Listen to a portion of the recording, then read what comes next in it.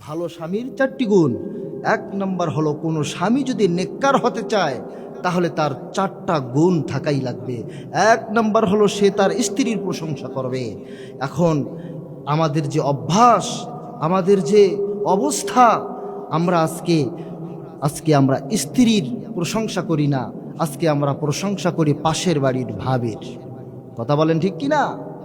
তাহলে প্রশংসা করতে হবে স্ত্রীর না ভাবির? আমাদের প্রশংসা করতে হবে আমাদের স্ত্রীর। আপনি যদি আপনার স্ত্রীর কাজে যদি আপনি প্রশংসা করেন, তাহলে আপনার স্ত্রী আপনাকে ভালোবাসা বেশি দেবে, ঠিক কি না? আর আপনি যদি আপনার স্ত্রীর কথায় কথায় যদি দোষ ধরেন, তাহলে বলুন তো ওই স্ত্রী কতক্ষণ আর ধৈর্য ধরবে? তাহলে বলুন তো, আমাদের উচিত হলো ভালো স্বামীর 4টা গুণের 1 নম্বর গুণ হলো স্ত্রীর সর্ব অবস্থায় প্রশংসা করা লাগবে, ঠিক কি না? আপনার স্ত্রী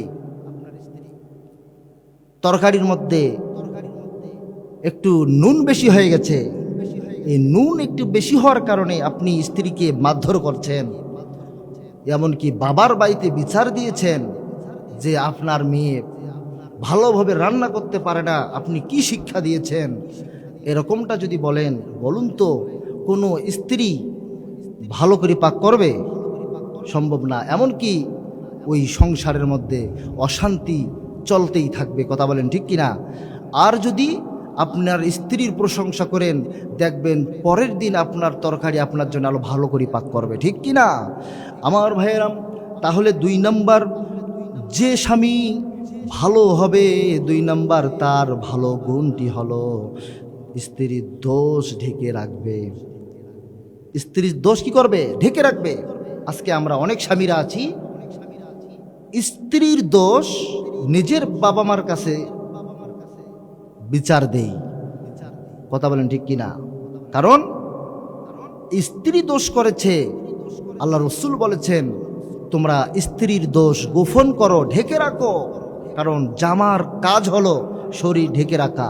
এখন কোনো স্বামী যদি তার স্ত্রীর জামা ঢেকে না রেখে তার স্ত্রীকে যদি বলে তুমি কাপড় ছেড়ে দাও, এই অবস্থায় চলো, তাহলে মানুষ কি করবে? দেখবে কি দেখবে না? দেখবে, এবং গোনাও হবে। ঠিক আমাদের ভালো স্বামীর 2 নম্বর গুণ হলো স্ত্রীর দোষ ঢেকে রাখতে হবে। 3 নম্বর ভালো স্বামীর গুণ হলো স্ত্রীর ভরণ পোষণ এবং স্ত্রীর লজ্জা স্থান হেফাজতের দায়িত্ব নিতে হবে। আজকে আমরা বললেও কথাটা যদি খারাপও লাগে, তারপর আমি আপনাদেরকে বলবো আমরা 3 নম্বর যে আমাদের সমস্যাটা প্রায় প্রত্যেক বাসায় যে সমস্যাটা দাঁড়ায় যায়, সেটা হচ্ছে আমরা বিয়ে করে রাহেলিল্লায় ছেড়ে দিয়েছি। অনেকেই বিয়ে করে আর পাঠিয়ে দেয় ঢাকার মধ্যে। কথা বলেন ঠিক কিনা? আমরা বিয়ে করে রাহেলিল্লায় ছেড়ে দিয়েছি, যে আমরা এতদিন সংসার করেছি, আমাকে এতদিন দেখাইছে, এখন বাইরেও একটু দেখাক।